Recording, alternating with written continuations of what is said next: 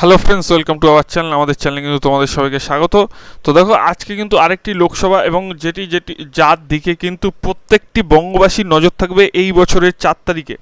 তার কারণ 4 তারিখ কিন্তু হতে চলেছে কিন্তু মেগা কভারেজ এবং মেগা রেজাল্ট। ঠিক আছে, কে এগিয়ে থাকবে সেই নিয়ে কিন্তু অবশ্যই আমরা দেখব এবং আমরা এখানে আলোচনা করব যে কার এখানে কে এগিয়ে থাকতে পারে এবং কার পাল্লা এখানে ভারী হতে পারে।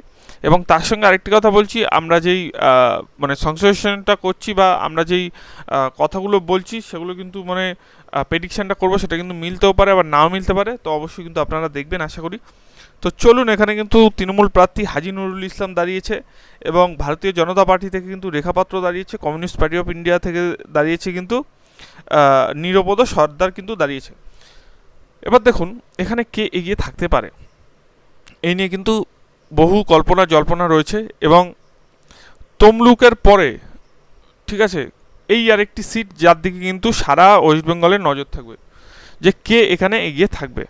তো আমরা যদি একটু 2014 রেজাল্টটা দেখি, আমরা যদি 2014 বসিরহাট কেন্দ্র দেখি, দেখুন 14,90,000 কিন্তু ক্যান্ডিডেট ছিল, 7,77,000 পুরুষ, 7,12,000 কিন্তু মহিলা ছিল এখানে।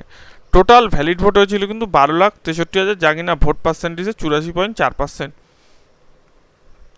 মার্জিন হয়েছিল কিন্তু 1,09,000। ঠিক আছে, খুব ভালো মার্জিন হয়েছিল, মানে যে জিতেছিল তৃণমূল ক্যান্ডিডেট। কিন্তু এখানে দেখুন একটু কিছু আমি বোঝাই, 2014 সালেই দেখুন এখানে বিজেপির ছিল কিন্তু 18% এবং টিএমসির ছিল কিন্তু 39% এবং সিপিএমের যে পার্সেন্টেজ ছিল সেটা কিন্তু 30.3% ছিল, কংগ্রেসের কিন্তু ছিল 8% কিন্তু ছিল। এটা দিয়ে তো আমরা এটা বুঝলাম যে 39% ছিল এবং তখন কিন্তু সিপিএমের একটা মানে সেকেন্ড পজিশনে ছিল এবং বিজেপি কিন্তু থার্ড পজিশনে ছিল। এবং এখানে যদি আমরা ভোট পার্সেন্টেজ একটু লক্ষ্য করি,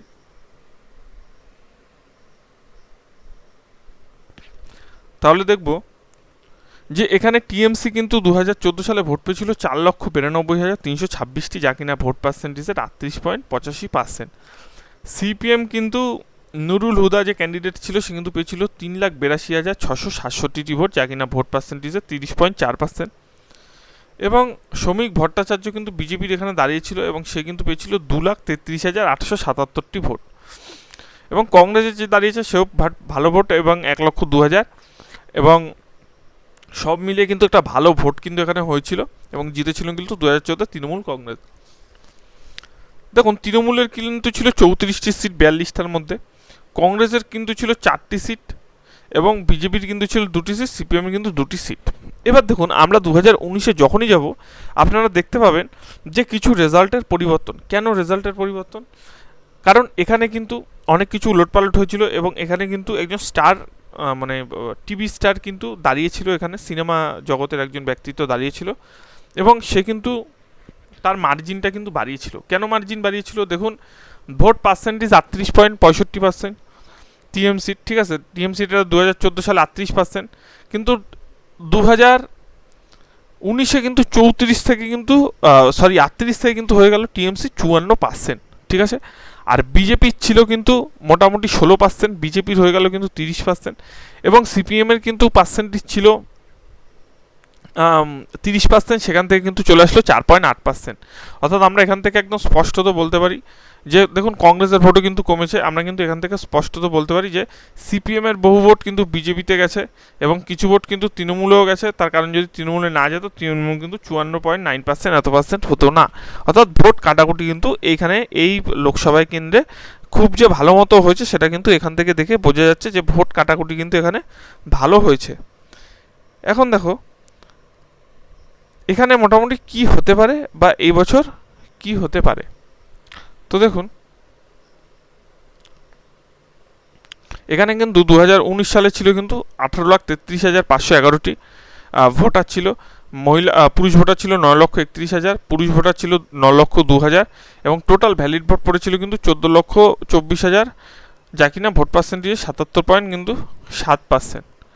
এবং দেখুন আরেকটি আপনাদের কথা বলছি, এবং দেখুন এখানে যে ভোট হয়েছিল সেবার কিন্তু মার্জিন কিন্তু টোটাল কত হয়েছিল, মার্জিন কিন্তু প্রচুর হয়েছিল, মার্জিন কিন্তু 3,50,369 ভোটে কিন্তু নুসরত জাহান জিতেছিল, যা কিনা 24.4%। কিন্তু আমরা যদি একটু ভোটটা দেখি, দেখুন নুসরত জাহান কিন্তু পেয়েছিল 7,82,078টি ভোট, যা কিনা ভোট পার্সেন্টেজ 54.56%। বিজেপি পেয়েছিল কিন্তু সায়ন্তন বসু 4,31,709টি ভোট, যা কিনা ভোট পার্সেন্টেজে 30.12%। এবং কংগ্রেস কিন্তু 1,04,000 ভোট, যা কিনা ভোট পার্সেন্টেজ 7.27%। এবং সিপিএমের ভোট দেখুন কমে কতটা হয়েছে, সিপিআইয়ের ভোট যে 68,316টি হয়ে গেছে, যে কিনা সেকেন্ড পজিশনে ছিল, সে কিন্তু চলে এসছে ফোর্থ পজিশনে। এবং কংগ্রেসও দিয়ে বেশি ভোট পেয়েছে, তাও সিপিএমের কিন্তু প্রচুর ভোট দেখতে পাচ্ছি যে টিএমসি এবং বিজেপির দিকে কিন্তু চলে গেছে। এবং দেখুন ভোট পার্সেন্টেজ আরেকটি আমরা যদি একটু হিসাব করি, 42টার মধ্যে কিন্তু 2019-এ 22টা পেয়েছিল তৃণমূল কংগ্রেস, 18টি পেয়েছিল বিজেপি এবং কংগ্রেস পেয়েছিল 2টি। এবার দেখুন এখানে কিছু কিন্তু কথা আছে। কথা দেখুন, নুসরত জাহান কিন্তু 5 বছর বসিরহাটে ছিল, এবং বসিরহাটে আপনারা দেখতে পাচ্ছেন যে কি হারে কত কিছু হয়েছে। তো তার ভিডিও আমরা বা ভিডিও নিউজ সেগুলো তো আমরা সোশ্যাল মিডিয়াতে বা সব কিছু জায়গায় দেখেছি। এখন দেখুন একটা কথা কিন্তু এখানে বলার, সেই কথাটা হচ্ছে গিয়ে যে এখানে কিন্তু একটা ভোট হয় কিন্তু অনেক কিছুর উপর ডিপেন্ড করে, ঠিক আছে। ওখানের মানুষজন কেমন আছে, ওখানের আগের সাংসদ কেমন কাজ করেছে, বা ওখানের বিধায়ক কেমন কাজ করেছে, এই জিনিসগুলো দেখে কিন্তু কাজ হয়।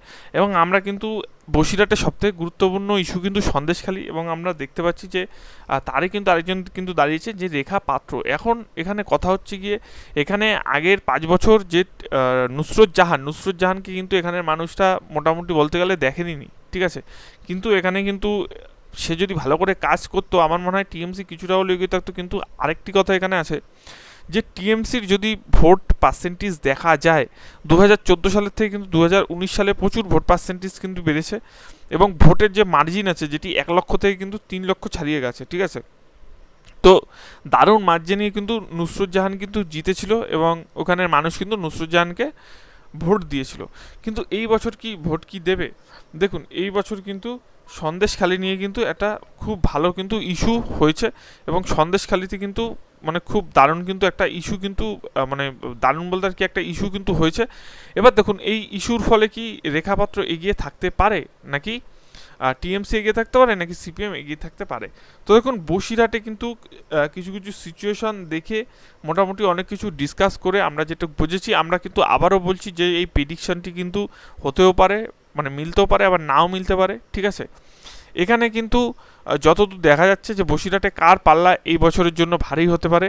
তো আমরা যতদূর এখান থেকে প্রেডিকশন করে পাচ্ছি, এখানে কিন্তু পার্সেন্টেজ যতই থাকুক, যতই কম থাকুক, বা যতই বেশি থাকুক, আমরা যদি একটুখানি দেখতে পাই যে দেখুন 2014 সালে টিএমসি ছিল 39%, সেখান থেকে হয়ে গেছিলো কিন্তু 54%। আবার সিপিএমের কিন্তু ছিল কিন্তু 2014-তে 30%, সেখান থেকে কিন্তু 2019 সালে হয়ে গেছে কিন্তু 4.8%। অর্থাৎ কেউ বেড়ে যাচ্ছে, কেউ খুবই কমে যাচ্ছে, কিন্তু তারপরেও কিন্তু আমরা কিন্তু অনেকগুলো ইস্যু দেখার পর আমরা বসিরহাট কেন্দ্র থেকে কিন্তু এগিয়ে রাখছি রেখা পাত্রকে, অর্থাৎ বিজেপিকে কিন্তু এই বছরের জন্য আমরা কিন্তু এখান থেকে কিন্তু এই লোকসভা কেন্দ্র থেকে কিন্তু এগিয়ে রাখছি। তারপর দেখা যাক কী হয়, আসল রেজাল্ট তো আমরা 4 তারিখ জানতেই পারবো। আপাতত আমরা রেখা পাত্রকে এগিয়ে রাখছি। তো ভিডিওটি কেমন লাগলো অবশ্যই জানাবেন, ভালো লাগলে কিন্তু চ্যানেলটি সাবস্ক্রাইব করবেন।